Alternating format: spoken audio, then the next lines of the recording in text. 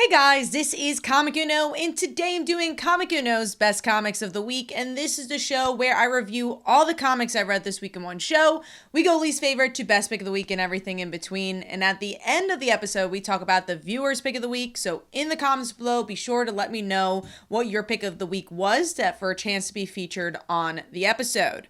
Now this week I had a pretty small haul, book number wise. I had about 8 books this week. So let's just jump into the books here. And of course, I'm going to be talking about Hallows Eve. That was kind of the big character that showed up this week. So that'll be the main topic of the episode. But number 8 for me is Dark Crisis, The Dark Army, issue 1. It's actually the only DC book I got this week, which is why I got it. Originally, I haven't been getting a lot of the Dark Crisis tie-ins besides Young Justice, but this new Red Canary character looked cool. I liked the cover. And like I said, I didn't have any other DC books. I'm like, all right, why not give this one a shot? And this is very similar to any other tie-in. You have a large group of people. They are dealing with the situation of Dark Crisis, and it's really hard to hear everyone's voice. I think the character they really try to pinpoint everything with is Damien, which is nice because I believe, I actually thought Williamson wrote this, but it's Wade who wrote this. Funny enough, there's 3 people who wrote this. So it was Wade, Dawson, and Culver. So there's 3 different storylines, which makes sense why this kind of felt a little incohesive. But I actually liked Wade's writing for Damian, which makes sense because he's writing Batman vs. Robin. But then as you get along, you're like, oh, cool, I want to see more from these characters. You have, fun characters like Sideways in here, I think an underrated character. And again, newer characters like Red Canary, and you don't really learn anything about them if you don't know anything about them. Again, I believe Red Canary is a newer character. This I think is her first appearance, and then Sideways is a character that lasted a little while, but it's not a well-known character. So you're kind of exploring multiverses with different styled artwork and different voices with 3 different writers. It just didn't really feel too cohesive to me, and unless you're a hardcore Dark Crisis fan, I don't know if you're getting much out of this. So overall, giving that 2 stars, and that is number 8.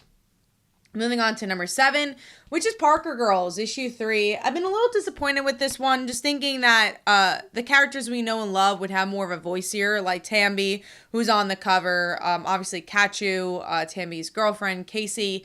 I want to see more from them, and they keep focusing on the more detective slash villain side of these stories, and Serial did a similar thing, and which is why I didn't love Serial, but it was only one character they were focusing on, which was Zoe, which made it a little bit more cohesive, and there was one villain. And this one, I feel like they're trying to tell a bigger plot with the Parker Girls, which obviously does have to do with crime. That's a big part of their characters, but I want to see a little bit more character moments between the characters we already know and love, and we're not totally getting that. And this issue just kind of felt very slow, point A to point B, explaining things about the mystery without feeling too connected to the mystery. Artwork's always great for this book, though. I do love the black and white style. I enjoy just some of the ships that we got to see, like Ocean. So it was a different type of setting than we normally get. So overall, giving that 2 stars, and that is number 7. Moving on to number 6, our main topic for this week, and that is the introduction of Hallows Eve. We have the Amazing Spider-Man. This is also a prelude to Dark Web, so if you're looking forward to that event, and I am still looking forward to that event, we get a little bit more information. And if you're a Ben Reilly fan, I don't know if you'll love this one, but he's in it. He's the main character. And it's actually his girlfriend who is the real main character of this issue, where you get to see her point of view of someone who's been to jail and has been looked at in a different light as someone who's been to jail, and we get to see her relationship with Ben and the rest of the world, and I didn't love it because I think there could have been a lot more interesting characters to play Hallows Eve. Mary Jane's name was floating around. I didn't expect her, but she could have been interesting. The character I was really rooting for was Liz Allen, just because we do have a lot of the Osborn situations going on. And Liz Allen's a character who's been kind of playing the background for over a decade in SpiderMan, where it always felt like they were going to do something with her and never did. So I thought she could be an interesting character to play this role of a goblin. But then, I think Ben's been a character that Marvel hasn't really known what to do with in a long time. And I don't think most, fans of Ben Reilly from the 90s loved him being a villain. And now they're kind of leaning into it even more with this Chasm character. And the girlfriend, she just never has interested me, maybe because I'm not a hardcore Ben Reilly fan. But, I don't know if making her Hallows Eve really elevates the Chasm character, or her character kind of just feels like it's coming out of left field because we haven't seen her develop as a character that much in these previous issues of Spider-Man. So I didn't love this one. Also, there's a lot of different art styles. It felt very juxtaposed because of that. So overall, giving that 2.5 stars. I just don't love this direction for these characters, but we'll see how it plays out in the bigger Dark Web story.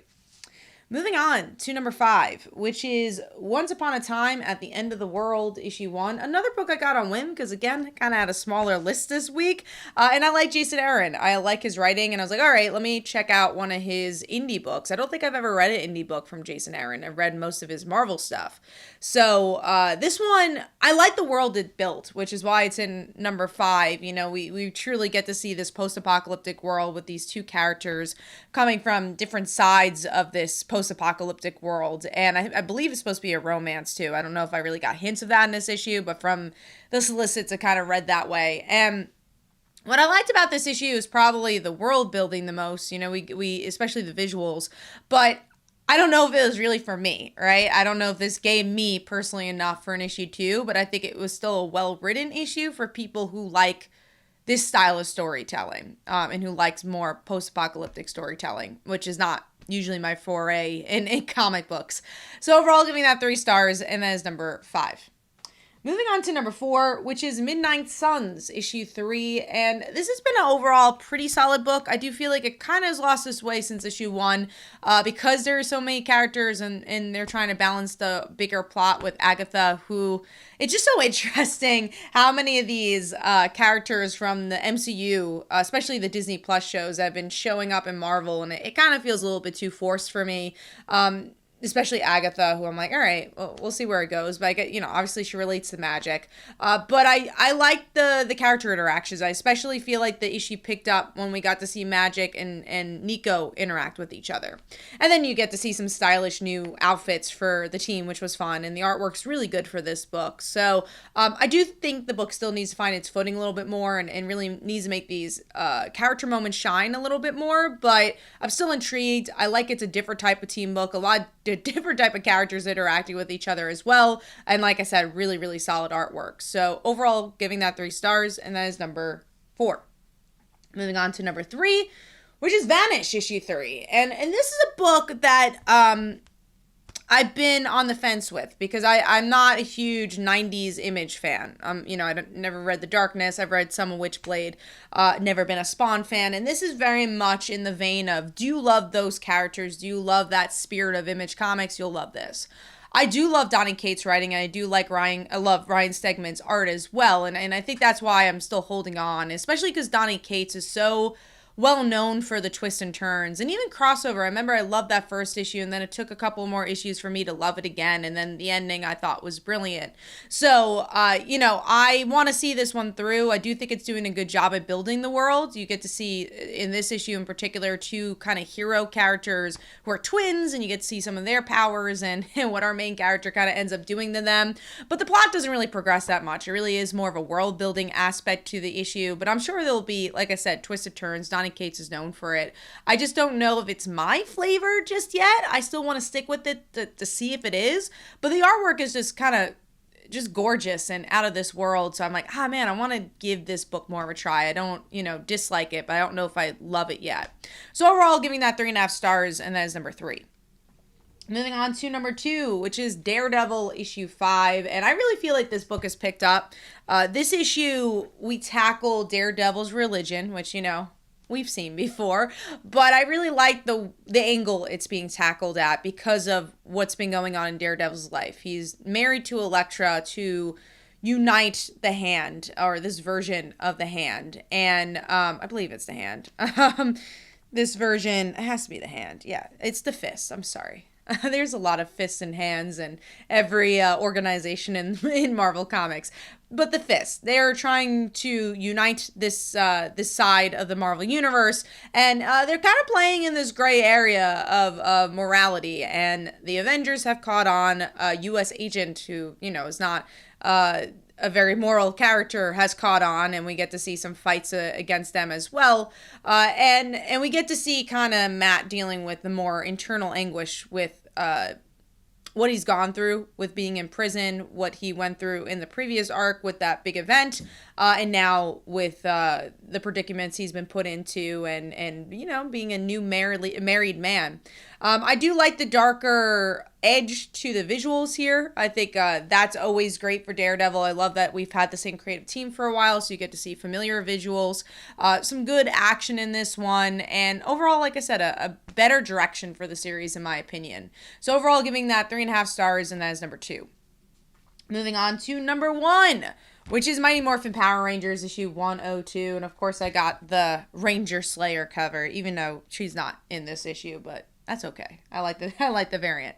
But I love this new direction. I think that the new writer, Melissa, has done such a beautiful job at seamlessly kind of picking up this baton that Ryan Parrott had dropped off. I would say especially Ryan Parrott's writing, because I know Matt Groom has done Power Rangers stuff as well. But I feel like it's so similar to Parrott's style, especially where you open up with a flashback. It is a flashback of Matt being left alone with his friends, even though he's on a date with Kimberly. And that's what the whole issue is, where it's the Green Ranger, White Ranger, and Pink Ranger fighting off this new evil, more evil version of Rita, who has really gained power over all the other Power Rangers villains. And it's Matt who's left behind and says, hey, I'm okay with being left behind. Leave me. As Rita, her plans are kind of going into motion, and you're saying, oh man, this might destroy the world and might be very bad for the Power Rangers and their town. All as, again, these powerful villains like Zed being destroyed by Rita as well. So I just feel like this issue did such a beautiful balance of character work while still giving us obviously plot progression, but also action, where it's interesting where I do compare it to a Midnight Suns, or even what I was talking about with Dark Crisis, Dark Army, where there's these big ensemble casts. How do you get their voices in there? And maybe Power Rangers has the leverage of these are characters that have been around together for a very long time, so you kind of already know their chemistry and their dynamic. But this issue does a beautiful job at really weaving in those character moments, even though this is a bigger action issue. So overall, giving that 4 stars. The artwork is so great for this one too. I think it's just so seamless that the expressions are really well done. Just a really well balanced art style here, and also some good Zord action here as well. So overall, giving that 4 stars. That is my pick of the week. Let me know in the comments below, what is your pick of the week? And this week's viewer's pick was Stargirl, and here are some comments about that. Hopefully you guys enjoyed. This is Comic Uno, and I will see you guys in the next one. Bye.